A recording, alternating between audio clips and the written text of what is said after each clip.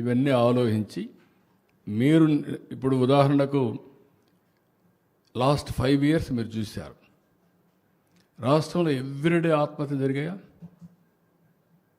5 ఏళ్ళు ఇప్పుడు ఆత్మహత్యలు తగ్గాయా?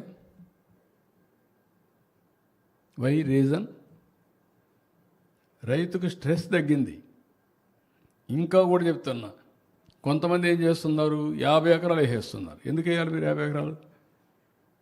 ఒకప్పుడు 50 ఎకరాలు తీసుకునేవాళ్ళు, పంట వేసేవాళ్ళు, నీళ్లు ఉండేటివి కాదు, ఎండిపోయేది, మధ్యలో పెట్టిన పెట్టుబడి పోయేది, దాంతో దివాలా తీసేవాడు, ఏం చేయాలో తెలియకుండా ఆత్మహత్య చేసుకునేవాడు. ఇప్పుడు ఆ ప్రాబ్లం పోయింది. ఓసారి తెగులు వస్తుంది, తెగులు వస్తే పంట పోతుంది. ఇప్పుడు దాని మీద పడ్డాం.